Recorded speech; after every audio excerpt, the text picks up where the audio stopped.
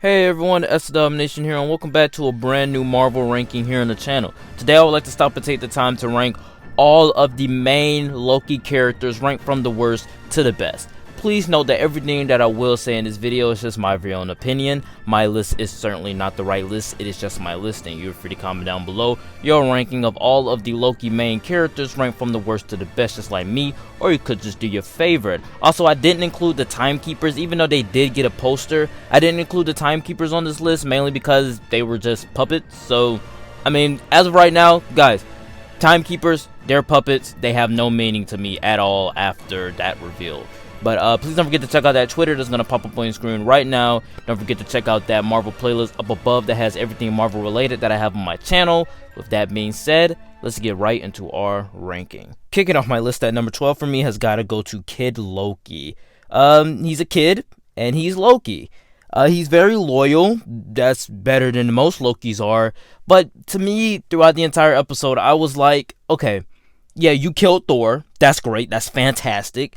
Very great backstory. I love that about Kid Loki. But what else is there to you except for the fact that yes, you killed Thor, okay, and you're a kid and you're Loki.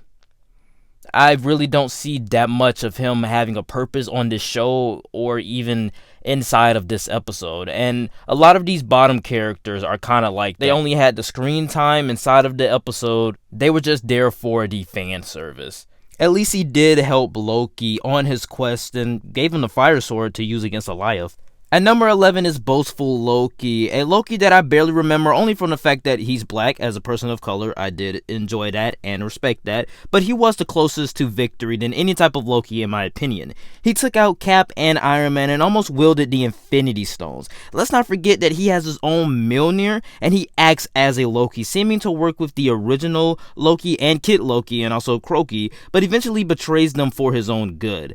But while he has cool factors, he never comes into his own because he's barely a presence in the episode. Kicking off my top 10 list for me has got to go to President Loki. Speaking of barely a presence, I just love the concept of this Loki, but he has no stake on this episode. He has no stake on the series. They plastered him all over the trailers and posters, but he's really just not in the series at all. He has nothing to do with this episode, but to give us a laugh. Frankly, he's very disappointing, but still very much hilarious and one of the most faithful of Loki because he does betray and lie and deceive his own teammates. And I guess that was meant to be a better character push for our Loki that we're following in the series. At number 9 has got to go to Croki, possibly the weirdest yet amazingly clever variant of this show.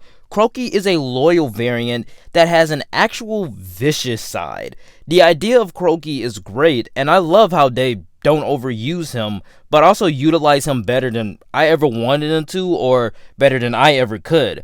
On the downside, he is just an alligator, but at least he gets some nice moments of charm inside of the episode.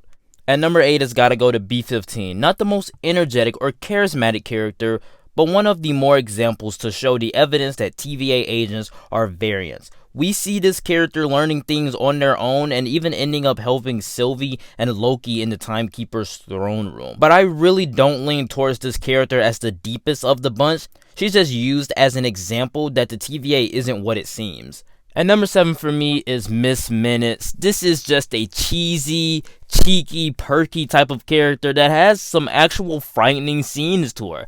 I'm not even gonna lie, that jump scare of her inside of episode 6 really did get me. I feel like Miss Minutes has the potential to be a great antagonist. I feel like she has the potential to be one of the greatest antagonists, one of the most evil antagonists, because she's just as old-fashioned clock from old-timey cartoons. Her design is, but overall she just feels like such a character that, what is her deal behind the scenes? What does she do? Like, who does she serve? And when we finally learn that inside of the finale, it makes her character all the more intriguing. So I want to see more of Miss Minutes. I already fell in love with the character from the moment we saw her, especially casting Tower Strong. As someone who grew up listening to Tower Strong's voice in almost every cartoon imaginable, hearing her again in the MCU just makes Miss Minutes just such a great character to me.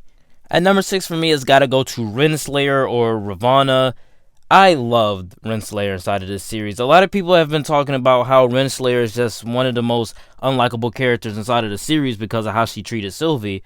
But I'm like, come on, man. Renslayer is pretty good. She is a pretty good character as someone who is just a firm believer in the TVA like Mobius, but when she finds out the truth, she still believes that the TVA is doing the right thing. She wants to find out about the TVA, but she also wants to serve the TVA because she feels as though that's all she knows, basically. Also, I just love the actress that plays her. She just comes off as this character that you know that she may has a lot of history with Mobius. One of the downsides to her is the fact that she's not one of the most charismatic characters out there. She does feel like an antagonistic force, but at the same time, I can't help but liking her because of her deeper themes and motivations. Kicking off my top 5 list for me has got to go to He Who Remains, greatly played by Jonathan Majors, as we finally get to see who is behind all of this, who is behind the curtain, who is the man behind the curtain. While he is not specifically a Kang, in fact he's a variant, but we know since Jonathan Majors is playing Kang in the future of the MCU, it automatically has a level of intrigue to see him pop up in this finale as the man behind the curtain, as this watcher of the timeline. His character is mostly used for exposition in the episode, but what he's saying is so interesting and so scary, but it also moves a lot of things forward for the MCU. At times he comes off as this fun, charismatic character, but then he sometimes goes into these weird, frightening curves that make you wonder if this is the nice variant of Kang.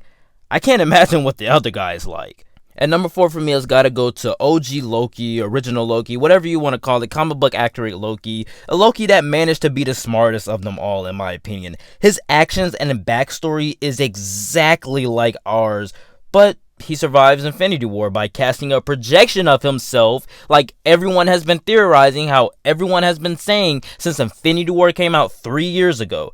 There's a level of intrigue about that certain character plot point to me. Richard E. Grant plays just such a lonely, tortured, but also withered Loki that has gone through a full arc but still has yet to be heroic. He is the Loki that, hey, I'm tired, I don't want to do the whole trickster thing again. I don't want to do the whole God of Mischief thing again.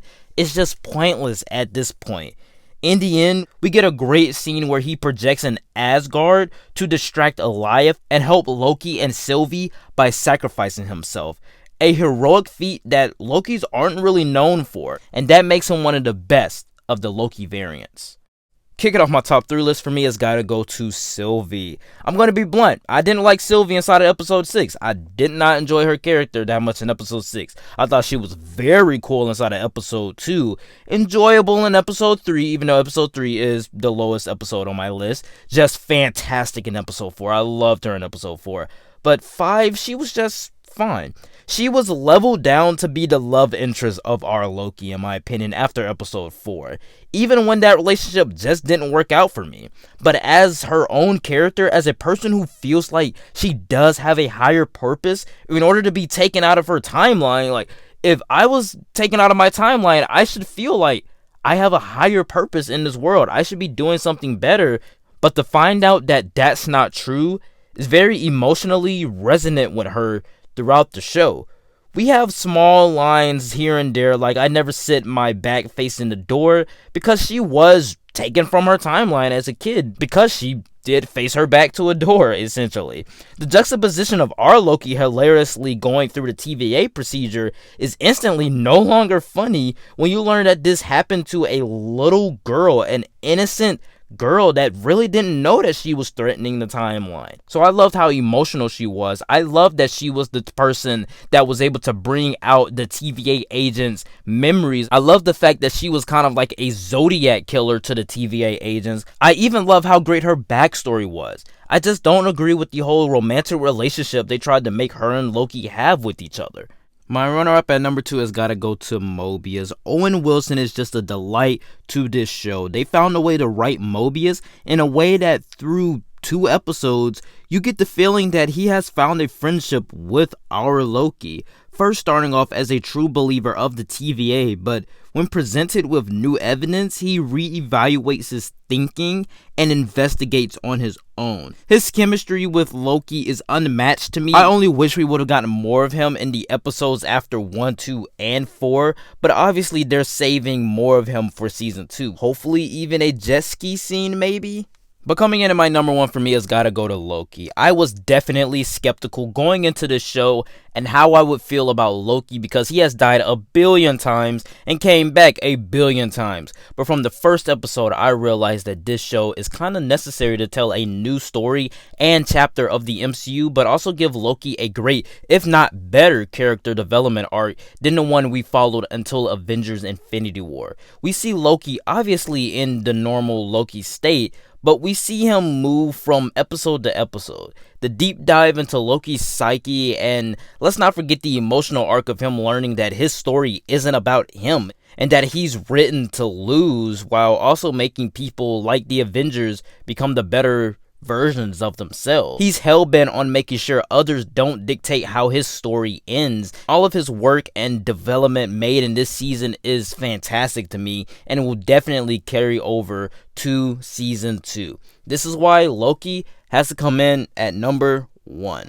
Alright guys, that was it for my ranking. Please know that everything that I did say in this video was just my real opinion. My list was certainly not the right list, it was just my list, and you're free to comment down below all of the main Loki characters ranked from the worst to the best, just like me, or you could just do your favorite. Please don't forget to check out that Twitter that's going to pop up on your screen right now. Don't forget to check out that Marvel playlist and also the review for the season finale of Loki down in the description, and also the other rankings for Loki that's also down in the description. With that being said, like, comment, and subscribe, and I will see you all next time. Peace.